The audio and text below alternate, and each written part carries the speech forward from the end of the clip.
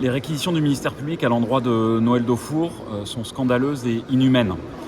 Scandaleuses par rapport au dossier, parce qu'en réalité le dossier ne permet pas de soutenir une telle accusation. Je rappelle que mon client est là pour des faits qu'il n'a pas directement commis. Même dans la logique de l'accusation, il n'est là que pour avoir soi-disant préparé des infractions, pour avoir eu l'intention de commettre certaines infractions dans le cadre du mouvement social, ce qu'il conteste naturellement, mais demander 5 ans de prison pour des intentions, c'est absolument scandaleux et cela montre le caractère profondément politique de ces réquisitions et de ce procès. Par ailleurs, on lui reproche une complicité de la destruction du SPIP et de la concession Peugeot Automobile le soir du 26 novembre 2021 en Guadeloupe. Cela ne repose sur strictement rien. Rappelons que pour être complice de quelqu'un, il faut savoir qui a commis les faits. Or, l'enquête, malgré des moyens d'investigation considérables, n'a pas voulu auditionner les personnes qui ont effectivement commis ces attaques contre le SPIP et la concession Peugeot Automobile, de telle sorte qu'on ne sait pas, que l'enquête n'a pas permis d'établir que Noël Daufour aurait donné des instructions à ces personnes-là. En réalité, ce dossier repose sur du vent. L'enquête a été diligentée de façon absolument lacunaire et problématique parce qu'elle résulte d'une hypothèse de travail de départ du procureur Desjardins et de la police judiciaire de Guadeloupe, hypothèse de travail qui est extrêmement problématique politiquement. Il y a eu 2 faits gênants dans ce cadre de ce que vous venez d'exposer. Le fait que le procureur Patrick Desjardins ne se soit pas présenté comme témoin. Et puis le fait que Samuel Kraï soit dans la nature, on ne sait pas où il est. Du coup, c'est Didier Laurent et Noël Daufour, donc votre client, qui sont les principaux visés.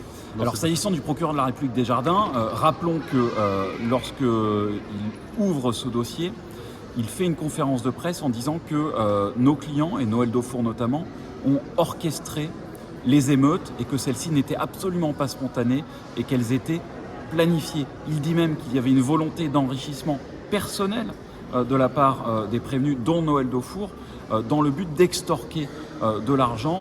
La thèse initiale du procureur de Pointe-à-Pitre, Patrick Desjardins, qui était celle de l'extorsion, s'est complètement effondrée, y compris dans la bouche du parquet, qui a reconnu expressément que les grands frères n'avaient pas eu l'intention d'extorquer quoi que ce soit aux élus de la Guadeloupe.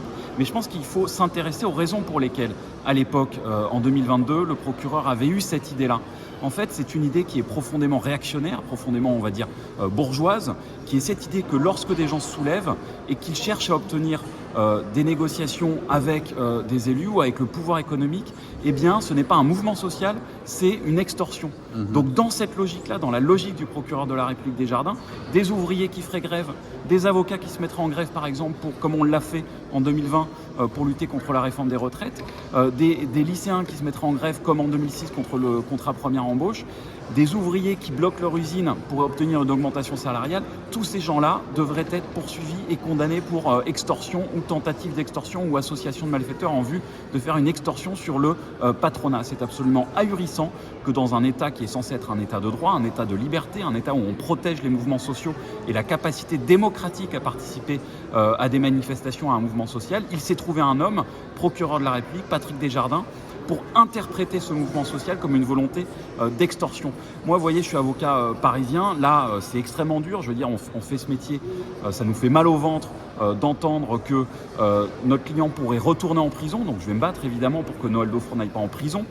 Je l'ai dit, ces réquisitions me sont apparues scandaleuses. J'ai dit pourquoi, et inhumaines.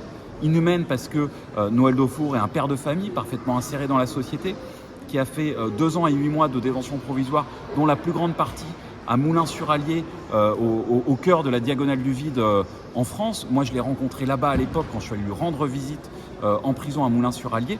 On ne se rend pas compte de la violence que constitue le fait d'être incarcéré en France hexagonale, loin de ses proches, loin de sa famille, sans avoir des parloirs auxquels on a normalement droit. Ce traitement-là est un traitement différencié, un traitement de violence, un traitement disproportionné.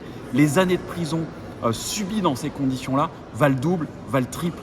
Et entendre que celui-ci, Noël Daufour, devrait mardi prochain, le jour du délibéré, retourner en prison et qu'il n'aurait plus sa place dans la société guadeloupéenne, c'est une violence que je considère comme étant inhumaine et c'est absolument terrible. Je me battrai pour que ça n'arrive pas. Maître Constant, plusieurs axes dans votre plaidoirie. Vous avez commencé déjà par dire que pour l'ensemble des prévenus, ils n'avaient pas à être jugés ici, à Fort-de-France. Oui, je pense que la GIA, c'est un justificatif qui ne tient pas la route. Il faut juger les gens là où ils auraient commis les faits qu'on leur reproche. Donc c'est en Guadeloupe. En plus, je pense que la GIA en Martinique a un inconvénient, c'est que ça crée des difficultés pour les gens à se défendre parce qu'ils ne trouvent pas d'avocat obligatoirement ici. Ça représente des frais de déplacement. Donc je pense que c'est anormal qu'il soit jugé ici. Vous avez aussi, bien sûr, insisté sur le fait qu'au départ, le procureur des Jardins est parti dans des suspicions qui n'avaient pas lieu d'être.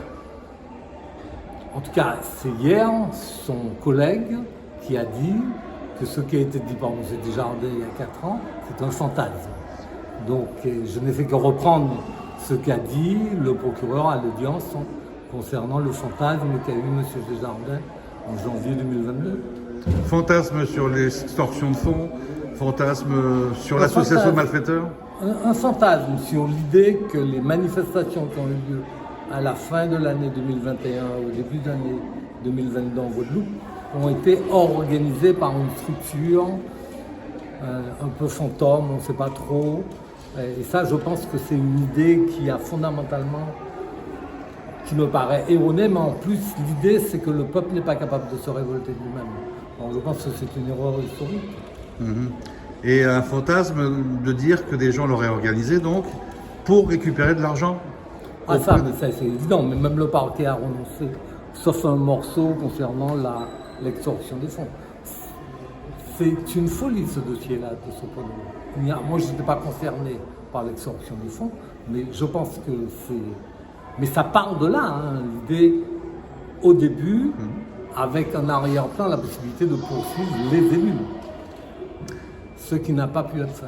Voilà. Maintenant qu'on est à la fin du procès, qu'est-ce que vous pensez du fait de l'affaire, on va dire, parce qu'on va la qualifier d'affaire dans l'affaire Kraï, qui ne soit pas là, qu'il ait été jugé il y a 2 mois pour des faits concernant le Lamentin, il était présent à l'audience et on lui dit on va voir ça plus tard. Et du coup, il est en fait... pas d'avis, hein, M. Kraï doit se défendre. Non, parce que c'est quand même la pièce maîtresse pour l'accusation au départ. Il a parlé de 3 millions d'euros, après 4 millions d'euros. Enfin, Vous savez, je pense que Kraï, pour on lit dans le dossier, tout ça, c'était d'après moi un espèce de délire. C'est mon point de vue. Mais je ne veux pas m'exprimer à la place de la défense de M. Kraï. Qu'il ne soit pas là, c'est malheureux. Mais peut-être si le dossier avait été fait en Guadeloupe, il aurait été là. Si demande de relax formulée par le ministère public, vous avez plaidé également pour votre cliente, Madame Daumont, la même chose. Mais pour les autres, est-ce que vous ne pensez pas que les peines requises sont quand même importantes par rapport au fait qu'il n'y a que des écoutes dans ce dossier, il n'y a pas de preuves? Ah non, moi je pense, le parquet a demandé plus de 12 ans de prison. Hein. C'est énorme. En tout? En tout. Oui, d'accord, oui, bien sûr. Je pense que d'après moi, c'est disproportionné par rapport aux faits. M. Daufour ne mérite pas 4 ans, Diménil ne mérite pas 18 mois. Je pense qu'il y a une disproportion. Donc le parquet a découpé en morceaux, et puis à chaque fois qu'il a trouvé une petite bille, il dit bon, il faut mettre un an. Donc, je pense que ce n'est pas très sérieux. Il faut prendre ce dossier comme il est. Il a échoué et il faut qu'il meure de sa mort normale.